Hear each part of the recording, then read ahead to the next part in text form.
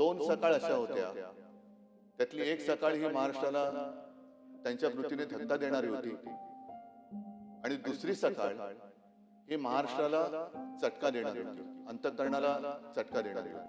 अजितदादांचं एक वक्तव्य आहे की ज्यांनी त्यांच्यावर 70,000 कोटीचे घोटाळे केले त्यांच्यासोबत ते आज सत्तेत आहेत. दुर्दैवाने अपघातात त्यांचं निधन झालं. एखादा खचलेल्या मनाचा असता तर त्यांनी खरोखर जीव दिला असता. एक भरलेली बारामती पूर्णपणे पोरकी झालेलं मला जाणवलं. हे माणसाचं वैशिष्ट्य असतं. महाराष्ट्राने एक उमदं नेतृत्व गमावलंय. हे महाराष्ट्राचं फार मोठं नुकसान आहे. काही जणांना आयुष्यभर वृक्षाच्या सावलीत राहावं लागतं, वृक्षाच्या सावलीचा आधार घ्यावा लागतो. पण काही जण असे असतात की त्या वृक्षाच्या सावलीतून बाहेर पडून स्वतःची एक ओळख निर्माण करतात. त्यातले एक अजितदादा होते.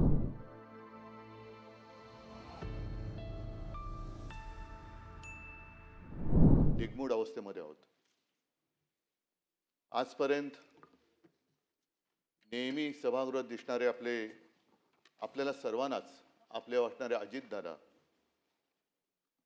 या सभागृहात किंवा या विधिमंडळात आज दिसत नाही.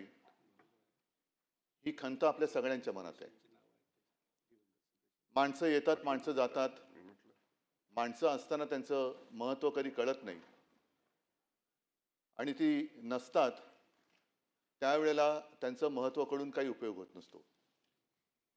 अनेक जण अशी असतात की जी जवळ असताना कळत नाहीत, पण काही जण अशी असतात की जी जवळ आल्यानंतर आपल्याला व्यवस्थित कळतात.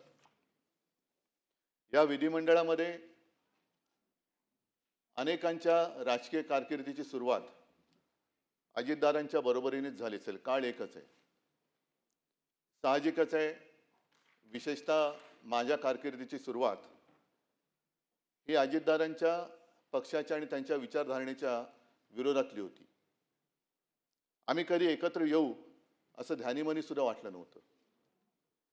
अजितदादांच्या बद्दल म्हणायचं झालं तर दोन सकाळ अशा होत्या, त्यातली एक सकाळ ही महाराष्ट्राला त्यांच्या कृतीने धक्का देणारी होती आणि दुसरी सकाळ ही महाराष्ट्राला चटका देणारी होती, अंतःकरणाला चटका देणारी होती.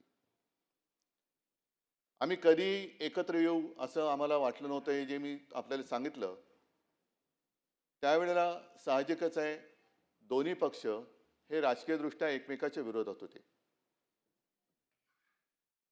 एकत्र आलो, अनपेक्षितपणाने एकत्र आलो आणि एकत्र आल्यानंतर साहजिकच आहे की मनामध्ये एक नाही म्हटलं तरी अढी होती.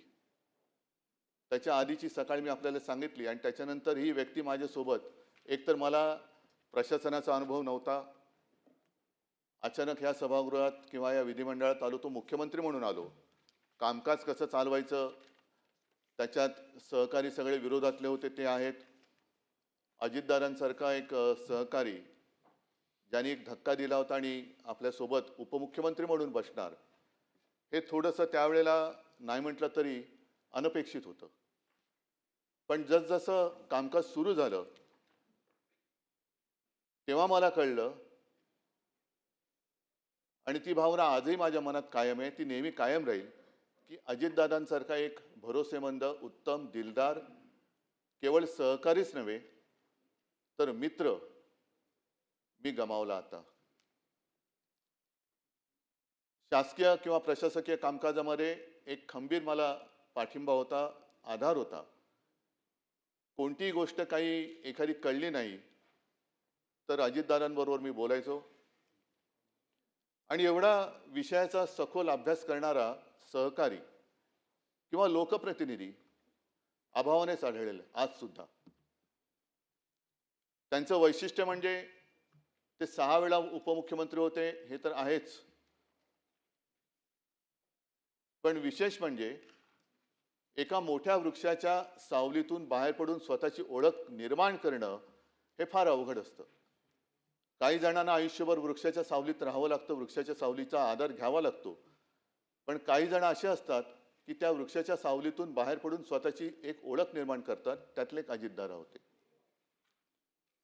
मी 2-3 वेळा मुख्यमंत्री असताना बारामतीत जाण्याचा योग आला. काही ना काही कार्यक्रम होते.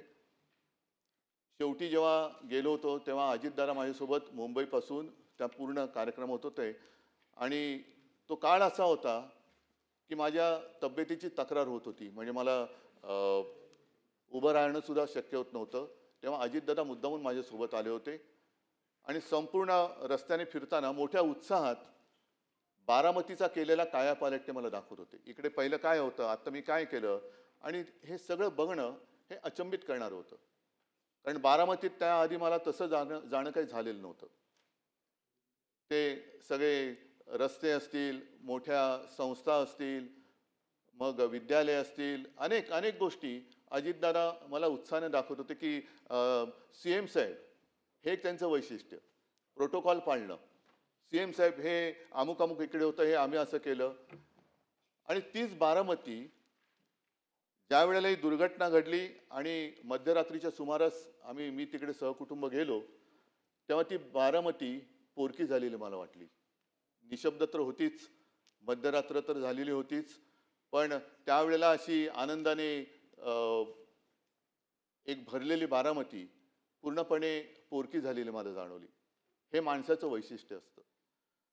अर्थ खातं तर त्यांनी सांभाळलंच, पण जेव्हा लॉकडाऊनमध्ये मंत्रालय बंद होतं आणि जवळपास अर्थचक्र थांबते की काय अशी परिस्थिती होती, त्याही वेळेला या माणसाने कसा काय तो समतोल साधला, कोणती योजना बंद पडू न देता महाराष्ट्राचं अर्थचक्र सुरू ठेवलं. हे फार एक त्याला एक कसब लागतं, कौशल्य लागतं, जे अजितदादांकडे होतं. कर्जमुक्ती तर आम्ही आधी केलीच होती. ती कर्जमुक्ती पार पाडणं गरजेचं होतं. पैशाचे स्रोत सगळे थांबलेले होते, पण तरी देखील कर्जमुक्ती करून दाखवली. शिवभोजन ही गोरगरिबांसाठी जी योजना आम्ही सुरू केली होती, ती 10 रुपयाची थाळी ही 5 रुपयात करणं हे गरजेचं होतं. पैशाची आवक काही नव्हती, पण तरी सुद्धा अजितदादांनी ते करून दाखवलं. अशा अनेक गोष्टी मला सांगता येतील. त्याही काळामध्ये मंत्रालय बंद होतं, पण महाराष्ट्र बंद नव्हता. महाराष्ट्र हा चालू होता. त्याचे सगळे कारभार, उद्योग आणि विकास कामं सुद्धा, अगदी शिवसेना प्रमुखांच्या नावाने जो आपण समृद्धी महामार्ग केलाय, तो सुद्धा त्यांनी थांबू दिला नव्हता. अटल सेतूचं काम त्यांनी थांबू दिलं नव्हतं. ते सुद्धा लॉकडाऊनच्या काळात सुरू ठेवणं हे फार मोठं जिकरीचं होतं. हे कसं काय त्यांनी केलं, हे सुद्धा एक कसब आहे. आज आपण त्यांची आठवण काढतो, ही आठवण नेहमी आपल्याला येत राहील. पण मगाशी मी माझ्या या भावनात्मक बोलण्याच्या सुरुवातीला जे म्हटलं की माणसं असताना त्यांचं महत्त्व कळत नाही, माणसं गेल्यानंतर कळून उपयोग नसतो. अलीकडच्याच काळामध्ये अजितदादांचं एक वक्तव्य आहे की ज्यांनी त्यांच्यावर 70,000 कोटीचे घोटाळे केले त्यांच्यासोबत ते आज सत्तेत आहेत. हे मी का सांगतोय की एखादी व्यक्ती असते तेव्हा तिला आपण जीव नकोसा करतो, एवढं इतपत त्याला बदनाम करतो की नको तो जीव, आणि मग तोच आपल्यातनं गेल्यानंतर तो अचानक आपलासा वाटायला लागतो. मला असं वाटतं की या निमित्ताने आपण सगळ्याजणांनी एक मर्यादा पाळण्याची गरज आहे. कोणाला किती बदनाम करायचं, आयुष्यातून खरंच किती उठवायचं, तोही माणूसच आहे. अजितदादांचं एक वैशिष्ट्य म्हणजे त्यांनी ते कधी खचून नाही गेले. एखादा दुसरा माणूस असता तर तो खचून गेला असता. दुर्दैवाने अपघातात त्यांचं निधन झालं. एखादा खचलेल्या मनाचा असता तर त्यांनी खरोखर जीव दिला असता. हे राजकारण किंवा ही संस्कृती आपल्या महाराष्ट्राची नाहीये. ठीक आहे, एखादा माणूस चुकतो, पण तो चुकल्यानंतर खरंच तो चुकलाय का ह्याची सुद्धा एक खातरजमा करण्याची गरज असते. त्यांनी कधी त्याच्याबद्दल माझ्याकडे देखील कधी असं हे नाही केलं की आता काय करायचं, एवढं सगळं माझ्यावरती आरोप. पण नाही, त्यांनी त्या सगळ्या आरोपांना आपल्या कामातून उत्तर दिलं. आणि त्या कामातून उत्तर असं दिलं की तेव्हा तत्कालीन आमचे जे सहकारी होते, ज्याने आरोप केले होते, त्यांनी सुद्धा त्यांना सहकारी म्हणून स्वीकारलं आणि आम्ही सुद्धा त्यांना सहकारी म्हणून स्वीकारलं. आणि म्हणूनच आज या सभागृहातला एकही व्यक्ती असं नाही की ज्यांनी दादांच्या कामाचा जवळून अनुभव घेतलेला नाहीये. दादांचा स्वभाव असेल, थोडासा तापट असेल, एक तर त्यांच्या आवाजात एक नैसर्गिक भारदस्तपणा होता, त्याच्यामुळे त्यांच्यासमोर अधिकारी सुद्धा थोडेसे असे वचकून असायचे. अनेकदा कळायचंच नाही की हे कौतुक करतायत की दम देत आहेत. पण तो एक दादांचा एक ती शैली होती, दादांची एक लकब होती. बोलताना सुद्धा बिनधास्त बोलायचे. अनेकदा त्यांच्या वक्तव्याने त्यांना अडचणीत आणले, हे सुद्धा आपण पाहिलेलं आहे. पण बोलायचं तर बोलायचं. काही काम एखादं करायचं तर बेधडकपणाने करायचं, बेलाशकपणाने करायचं. याचं कारण त्यांच्या मनात कुठे पाप नसायचं. एकदा का मनात पाप नसेल तर आपण केलेल्या कृतीबद्दल पश्चाताप होण्याची भावना त्या व्यक्तीच्या मनात येऊ शकत नाही. आणि दादा मला असं वाटतं त्या व्यक्तीच्या वर्गवारीत येत होते. एकतर त्यांनी, मी तुम्हाला सांगितलं की अत्यंत अडचणीच्या वेळेला महाराष्ट्राचं अर्थखातं सांभाळलं. मला कशाचाही अनुभव नसताना माझ्या मंत्रिमंडळात एक उत्तम भरोसेमंद सहकारी म्हणून त्यांनी काम केलं. वेळ म्हणजे कदाचित घड्याळ आणि वेळ म्हणूनच त्यांची ती निशाणी होती की काय कळत नाही. कारण दादा 11 वाजता येणार म्हणजे 11 वाजता बरोबर त्यांची गाडी दारात उभी असलीच पाहिजे. बरं, आल्यानंतर विषय घेऊन यायचे. ते विषय झाल्यानंतर फाफट पसारा जास्त न करता काम झालं का बरं सीएम साहेब मी निघतो. मंत्रिमंडळात सुद्धा मी प्रत्येक वेळेला बघितलेलं आहे, कागदं असतात पसरलेली, पण दादांच्या समोरचं टेबल हे व्यवस्थित सगळ्या गोष्टी काटकोनात असायच्या. त्यांचं पेन असेल, त्यांचे कागद असतील, हे काटकोनात असायचे.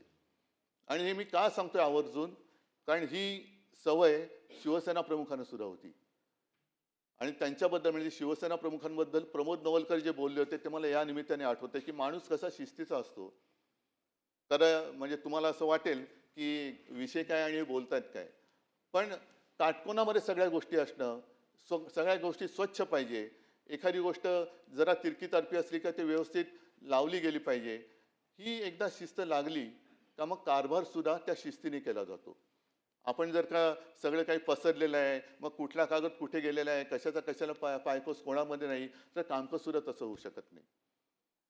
आज आपण सगळेच जण एका अशा दुःखात आहोत की सगळ्यांनाच असं वाटतंय की आपल्या जवळचं कोणतरी गेलेलं आहे. ही भावना फार थोड्या व्यक्तींच्या बद्दल आपल्या सगळ्यांच्या मनात निर्माण होते. मी तर माझा एक चांगला मित्र गमावला हे तर माझं दुःख आहेच, पण त्याचबरोबरीने महाराष्ट्राने एक उमद नेतृत्व गमावलंय, हे महाराष्ट्राचं फार मोठं नुकसान आहे.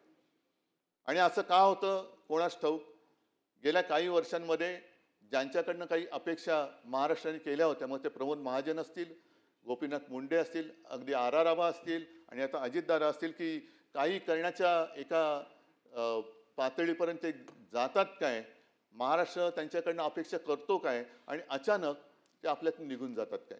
हे दुर्दैव आहे, हे महाराष्ट्राचं दुर्दैव आहे. हे नुकसान, हा दुःखाचा डोंगर केवळ पवार कुटुंबियांवरती नाही तर महाराष्ट्रावरती कोसळलेला आहे.